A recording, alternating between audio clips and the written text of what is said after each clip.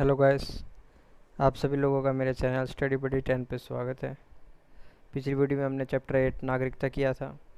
इस चैप्टर में हम चैप्टर 9 करेंगे MPSC 001 राजनीति सिद्धांत का। चैप्टर का नाम है संप्रभुता। संप्रभुता को अंग्रेजी भाषा में सॉवरेनिटी का प्राइवेसी मानते हैं, प्रांची कहते हैं। जो प्राइवेसी होती है उसी का एक मतलब है, सॉवरेनिटी का मतलब ही संप्रभुता है। लैटिन भाषा में इसका अर्थ, जो लैटिन भाषा में जो इसका अर्थ है वो उसका है सर्वोच्च शक्ति, यानी सर्वोच्च, सबसे बड़ी शक्ति, सभी शक्तियों में सबसे बड़ी शक्ति, सर्वोच्च शक्ति संप्रभुता का मतलब है लैटिन भाषा। संप्रभुता राजनीति शास्त्र में सबसे जटिल विषय है। इसे समझने के लिए समाजों की विषमताओं के बारे में पहले जानना चाहिए। समाज में जो जितनी भी विषमताएं हैं पहले हमें उनको समझना होगा, उनको कैसे निपटा सकते हैं। हम जितनी विषमताओं को, हमारे समाज या हमारे राज्य में जितनी विषमताएं कम होगी उतना हमारा राज्य संप्रभुता कहलाएगा। संप्रभुता राजनीति सिद्धांत की एक अत्यंत महत्वपूर्ण धारणा है। राजनीति सिद्धांत की एक अत्यंत महत्वपूर्ण धारणा है ये, तथा राज्य का अनिवार्य घटक है। एक राज्य के अगर संप्रभुत्व नहीं है तो वो राज्य नहीं कहलाएगा। तो एक ये परिभाषा है संप्रभुता की। राज्य की शक्ति का संपूर्ण रूप से संग्रहित होता, यानी सब एकजुट होना, सारी शक्तियाँ, सर्वोच्च शक्ति राज्य की जितनी भी हैं, राज्य की आज्ञा का उल्लंघन करने वाले पर जुर्माना या दंड का प्रावधान ही संप्रभुता कहलाता है। राज्य की संप्रभुता दो प्रकार से कहलाई जाती है, आंतरिक तथा बाह्य सुरक्षा, बाह्य संप्रभुता। ये दो प्रकार होती हैं। अगर आप परिभाषा लिखेंगे उसमें तो ये दो प्रकार आपको एक्सप्लेन करने होंगे। तो सबसे पहले हम आंतरिक संप्रभुता देख लेते हैं। राज्य अपनी सीमाओं के अंदर किसी व्यक्ति या संगठन से श्रेष्ठ होता है। वह उनसे बलपूर्वक अपनी आज्ञा मनवा सकता है। कोई भी राज्य से ऊपर होने का दावा नहीं कर सकता, यानी राज्य के अंदर कोई भी संगठन समूह राज्य से ऊपर नहीं है। राज्य उनको बलपूर्वक अपना कार्य करवा सकता है, अपने नियम कानून पालन करवा सकता है। फिर बाह्य संप्रभुता। राज्य किसी भी बाह्य सत्ता, यानी किसी भी बाह्य देश या संगठन के प्रत्यक्ष या प्रत्यक्ष नियंत्रण से स्वतंत्र है। कोई बंधन नहीं है उनका। एक राज्य है दूसरे राज्यों के, दूसरे देशों के जो बाह्य खतरे हैं उनसे कोई डर कर उसको काम करने की जरूरत नहीं है, वे बिल्कुल स्वतंत्र है। वह बाहरी देशों से जैसे चाहे वैसे संबंध बना सकता है। ये बाह्य संप्रभुता होगी। फिर आते हैं संप्रभुता की धारणा का विकास। एक क्वेश्चन ये आता है कि संप्रभुता की जो धारणा चलती आई है उसका विकास कैसे हुआ है, तो उसके बारे में आपको पॉइंट टू पॉइंट एक्सप्लेन कर देना है। अब प्राचीन काल से, फिर मध्यकाल से, फिर आधुनिक काल में कैसे कैसे उसकी धारणा को परिवर्तन हुआ है और किन किन विचारकों ने कैसे कैसे उसकी धारणा प्रस्तुत किया। इस हिसाब से अगर इसको लिखेंगे तो आपका जो ये एक पॉइंट टू पॉइंट हिस्ट्री पूरी क्लियर हो जाएगी संप्रभुता की। तो संप्रभुता का उदय राष्ट्र राज्य के उदय के साथ हुआ था। जब राष्ट्र राज्य का जब निर्माण हुआ था, जब भी संप्रभुता का भी निर्माण हो गया था कि हमें एक ऐसा सर्वोच्च राज्य बनाना है, राज्य शक्तिशाली राज्य बनाना है जिसके अंदर सभी जनता, सभी आदमी एक समान रह सकें और सभी के नियम कानून पालन, एक समान पालन हो सके। संप्रभुता की धारणा को प्राचीन ग्रीक नगरों राज्यों में भी देखी जाती थी। जो प्राचीन ग्रीक नगर राज्य थे उन वहाँ पर भी संप्रभुता की धारणा देखी गई थी, यानी पहचानी गई थी विचारकों द्वारा कि वहाँ पे वे भी अपने राज्य को एक संप्रभु राज्य बनाना चाहते थे, यानी एक राज्य जिसके नियम कानून का पालन वह कर सके और जनता के प्रिय, लोकप्रिय संप्रभुता भी वह रहे उस राज्य को। यह संकल्पना अत्यंत पुरानी है, यानी ये जो संप्रभुता की धारणा की संकल्पना है ये बहुत पुरानी है, आज की नहीं है। अरस्तु ने इसे राज्य की सर्वोच्च शक्ति के रूप में परिभाषित किया। अरस्तु जो 916 में थे, उन्होंने इसको सर्वोच्च शक्ति के रूप में परिभाषित किया।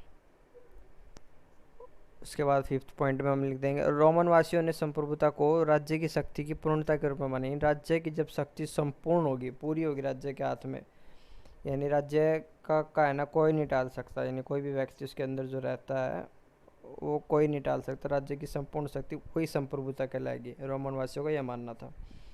मध्यवर्ती सामंतवादी काल में, जो मध्यवर्ती सामंतवादी काल था, उसमें ज़्यादातर संप्रभुता के ऊपर इतना जोर नहीं दिया गया। उसमें राज्य राज्य शासन था, चर्च शासन था, सामंतवादी समूह के बीच में था। जो राजा का शासन था, राजा को चर्च के जो पोप थे उनसे दब के रहना पड़ता था। और राजा की जो गद्दी को चुनौती सामंतवादी समूह भी दे देते थे, वे भी उसके नियमों का पालन करने में खेद करते थे। तो उस टाइम संप्रभुता राज्य शासन में भी नहीं थी। तो उसके बाद संप्रभुता की आधुनिक संकल्पना को सबसे पहले जीन बोंदो एक विचारक थे, उन्होंने आधुनिक काल में सबसे पहले संकल्पना प्रतिपादित की थी। इससे पहले अरस्तु ने की थी, वैसे तो प्राचीन काल में थी।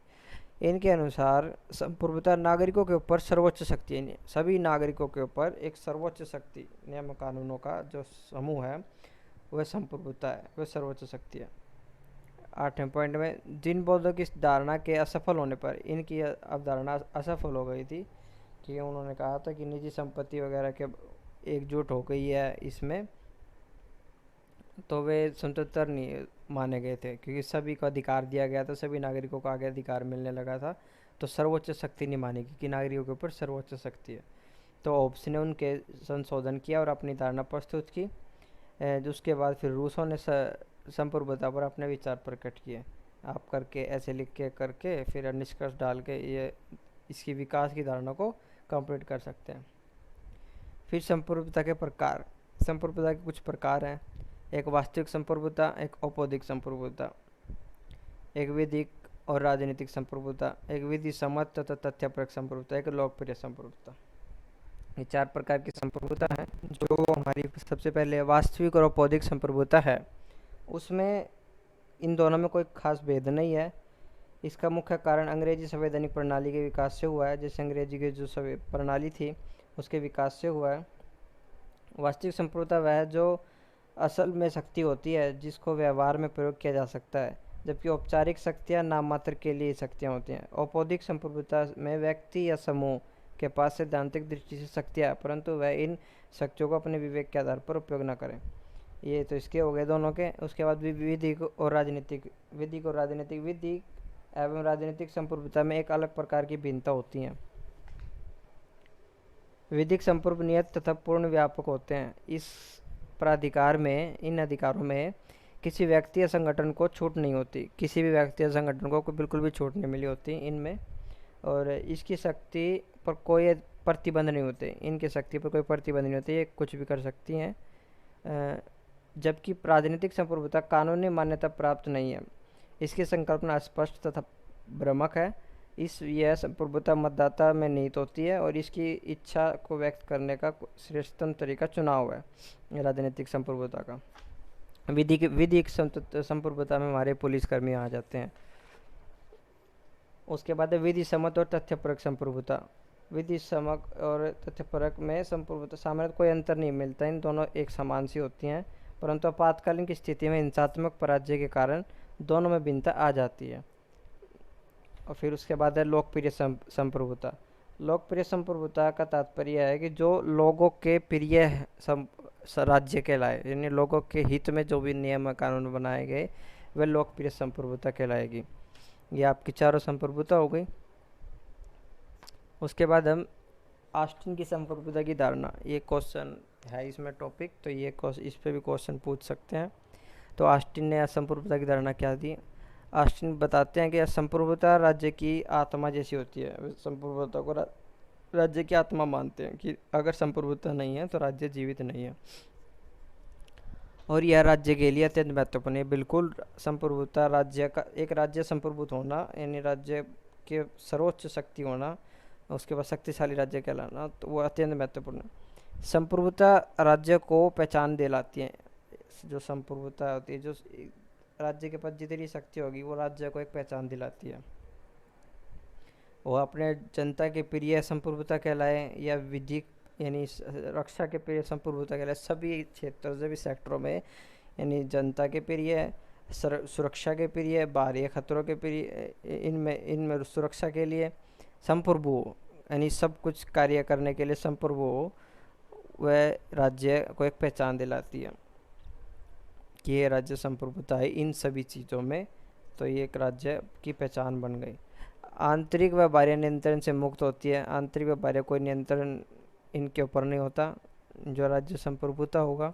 परंपराओं और रीति रिवाजों से ऊपर संप्रभुता को रखना चाहिए। जो परंपरा और रीति रिवाज है, जो रूढ़िवादी सोच है, उससे ऊपर संप्रभुता का रखना चाहिए। पर इसकी अवहेलना की गई है फिर लास्की के अनुसार कि नहीं, रीति रिवाज बहुत पुराने समय से चलते आ रहे हैं, हम ऐसे ही किसी रीति रिवाजों को भूलकर किसी और चीज़ को ऊपर नहीं रख सकते। तो ये इन पॉइंटों पे इसकी अवहेलना अपेक्षा यानी आलोचना भी की गई है लास्की के अनुसार।